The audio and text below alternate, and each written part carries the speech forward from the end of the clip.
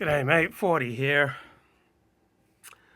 Last Friday night, God, there's a stranger in my bed. There's a pounding in my head. There's glitter all over the room. There's pink flamingos in the pool. I smell like a minibar. DJ's passed out in the yard. Barbie's on the barbecue. Is this a hickey or a bruise? I mean, pictures of last night ended up online. I'm screwed. Oh well. It's a blacked out blur, but I'm pretty sure it ruled. Damn.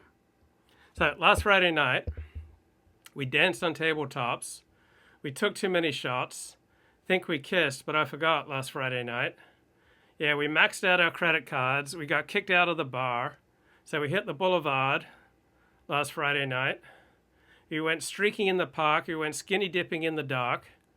Then we had a menage a trois last Friday night. Yeah, I think we broke the law and always say we're going to stop. I'm trying to connect the dots. Don't know what to tell my boss. Think the city towed my car. Chandelier is on the floor. Ripped my favorite party dress. Warrants out for my arrest. Think I need a ginger ale. That was such an epic fail. Okay, last Friday night, Katy Perry, ladies and gentlemen. Wow.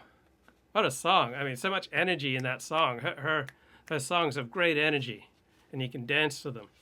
And it just brings me to how I like to spend my Sunday mornings with the big book of Alcoholics Anonymous. I like to sit down and think, okay, why do I want to do this work? Why do I want to do this work now? And in what areas of my life am I being dishonest? So I've had some challenges over the past week, and I was able to reframe these challenges this morning. It's like, oh, I'm going to use these challenges to be the best that I can be. Let me use these challenges to lift my game, to be a better man. God, this chapter 4, we agnostic. So what I do is I read through the big book, and with those three questions in mind. Why do I want to do this work? Why do I want to do this work now? Where am I being dishonest? So why do I want to do this work? Because I want to be more functional. I want to be more adult. I want to experience more of life. I don't want to live such a small, cramped, life in the cave. All right, I'm 56 years of age. I want to grow up.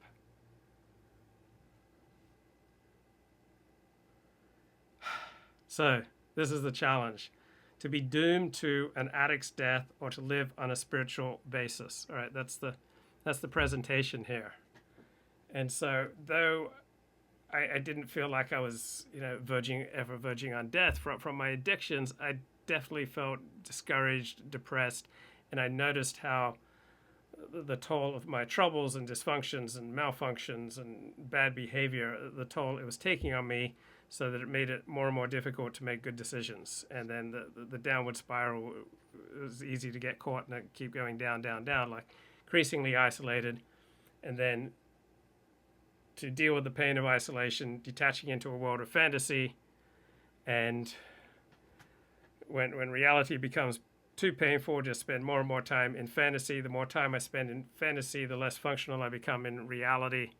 So that was the downward spiral that I often found myself in. So I had to find a spiritual basis for life or else. And God, I hate that term spiritual. Like I thought I'd settled that term a long time ago. Spiritual. Like I took Dennis Prager's definition that spirituality is a way to try to get the benefits from organized religion without paying the price of organized religion.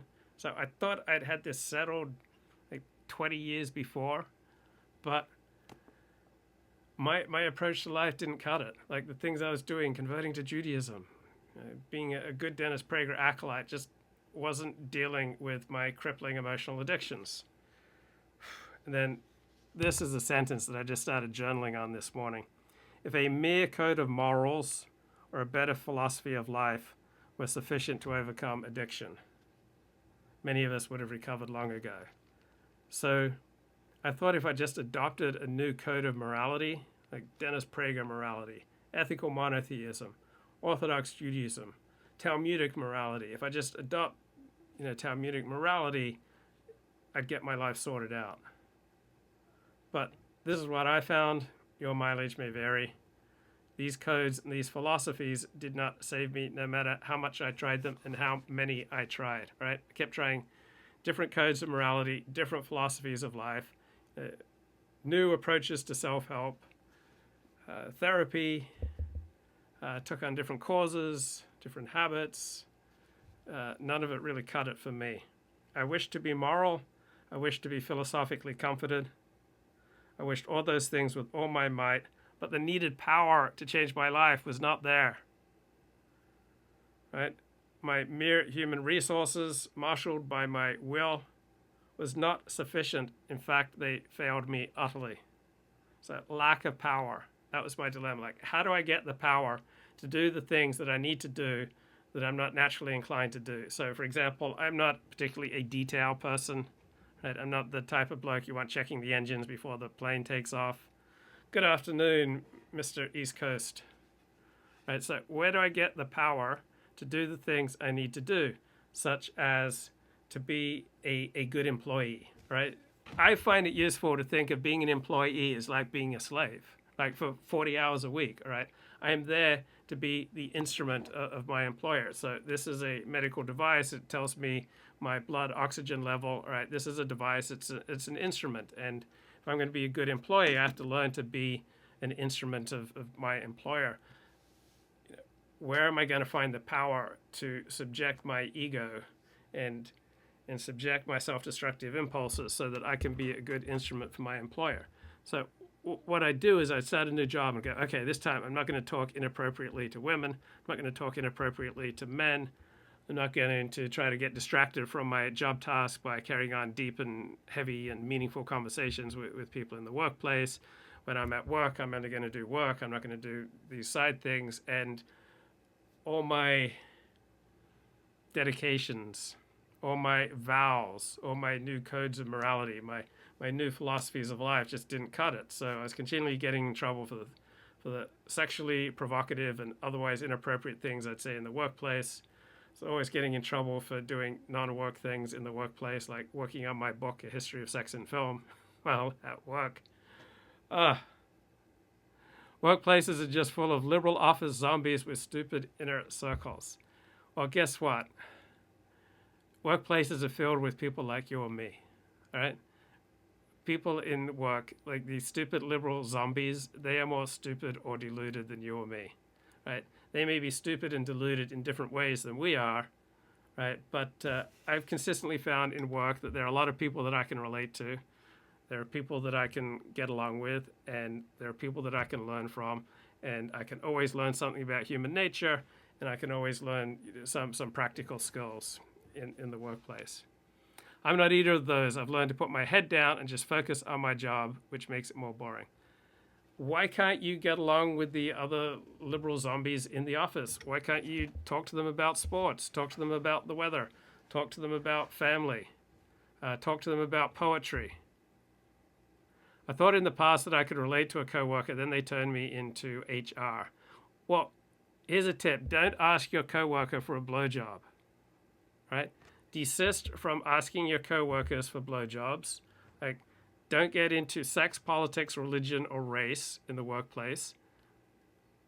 Sports and weather are lame. It's an opportunity to connect with other people. Tell them about a great poem you've read. Talk to them about their hobbies. What's wrong with a good kiss on the lips? You don't have to go stampeding after the clitoris.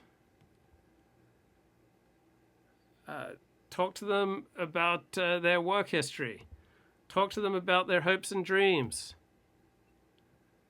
Talk to them about, say, some non-offensive humor that you've heard recently. Talk to them about a great new TV show or movie. Find out where they ask them about if they went to church, or so many possibilities for human connection. All right, we need a power greater than myself that will solve my problem. Damn, that spoke to me. So where was this power? So I've always kind of known things that I can only talk to my boss about economics. Well, great. Talk about economics. Talk about business. Talk about maybe what competitors are doing. Talk about the trajectory of the field that you're in. Doesn't your boss have people that he cares about? 40, lose that old big stretched neck hole black t-shirt, my bro. You are better than that. Doesn't your boss have a spouse, a family, hobbies? The liberals don't understand economics. They love government handouts and democracy. Well, most economists are liberals, so I am going to differ from you. Now, the proportion of liberals to non-liberals in the economics department is a smaller proportion than any other social science or humanities department. So liberals probably outnumber conservatives probably about 2 to 1 in economics, while in pretty much any other social science they tend to outnumber conservatives by like 10 to 1. But just listening to this Katy Perry song Friday night and thinking about the I follow Peter Schiff, oy vey, that guy's been wrong on so much. Anyway, I was just listening to this Katy Perry song and thinking about the self-destructive addictive patterns that she describes in there, and thinking about the need for power and how I had to let go of my feeling that I had completely dealt with the problem of spirituality, that, spirituality is just a cheap cop-out for people looking to get the benefits of organized religion without paying the price of organized religion. And then I came to a way of living that says you have to find a spiritual basis for living or die, essentially. It's like, let me think a second time here. And I remember the first 12-step meeting I went to, and it was in a dingy room. It was not an impressive space. And you looked around the people, and they were not happy campers by and large. So I was in a room with like 30 to 40 kind of dingy characters, it seemed like. But then when people started sharing, I was able to relate to some part of everybody's share. And then after the meeting, I was able to bond with people, had so many things in common with various blokes in the program. And so I found there's a tremendous power in telling stories and sharing stories of like a common, life-crushing compulsion that we all shared. So hearing other people's stories, telling my story, finding a community, like feeling at home. Like my fantasy started changing. My biggest clients are crazy left lib. Isn't there anything that you share a common humanity? Doesn't your friends, family, hobbies that you can bond with? So finding a home, like just kind of calming down, hearing other people tell a similar story to me and seeing how various people have made progress with their compulsions, having this community, making friends, having certain rituals, certain readings, having a literature. So it was the whole program. It wasn't just higher power, God, right? I've pretty much always believed in God except for about 4 years in my life from 18 to 22. So it wasn't just finding a higher power, an abstract higher power. It was like hearing God made real in the stories of these fellow sufferers. I mean, it was like we'd all survived a plane crash. I mean, that's the sort of camaraderie that you can get in 12-step programs. And then having a common way of life, steps, tools, traditions, philosophies, social gatherings, hanging out with people before meetings, after meetings, having an opportunity to be of service, which makes you feel good. Like if you ever feel really bad, a sponsor will frequently tell you, go out on the street and pick up some trash. And then if you still feel bad, pick up more trash. And just keep picking up trash on your street till you feel better. I need some Stevie Winwood higher love in my life, or find a 12-step program. I mean, that's what worked for me. I mean, I immediately started calming down. I immediately started feeling happier. I immediately was then able to start making better decisions, and my fantasy life like calmed down from like Marquis de Sade levels to PG-13 levels. And so like what was the power? It was a power of where I could contribute, that I had a home and I could go and I could contribute and I could be a valuable part of this community, and that I could walk the path that other people had walked. And it was simple. It wasn't easy, but I saw that I could do it. Like I read the steps and I read the tools and I heard people's stories, and I was like, oh yeah, I can do this. And so I'd long thought I just need a new code of morals. I just need a better philosophy of life. I just need some tweaks in my psychotherapy. I just need a new self-help book. But what I needed was power. And power comes from connection with other people. And I found 12 Steps meetings a really good way to connect with other people. Like get on the same page with other people, create a shared reality with other people, form bonds with people, get phone numbers, call people regularly, and then I was able to take these connections with me everywhere I went. So even when I'm alone here at my room, it's my connections that are still with me. It's like, oh, I can't wait to tell my friend Chaim about this, and I want to tell my friend Levi about this book that I'm reading, and John will be able to relate to this challenge that I had this week, and I wonder what advice Peter would have in this situation, or oh my God, I think I'm experiencing right now something that Cohen told me about years ago, and I couldn't understand what he was saying, but now finally I relate. So I'm going to make some notes, and I really want to talk to Cohen about this.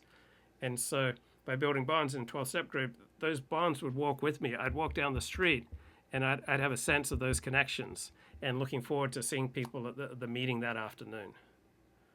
So that's how I was able to find access to a power that was sufficient to help me, grapple and overcome these compulsions and emotional addictions that have been crushing my life. Bye-bye.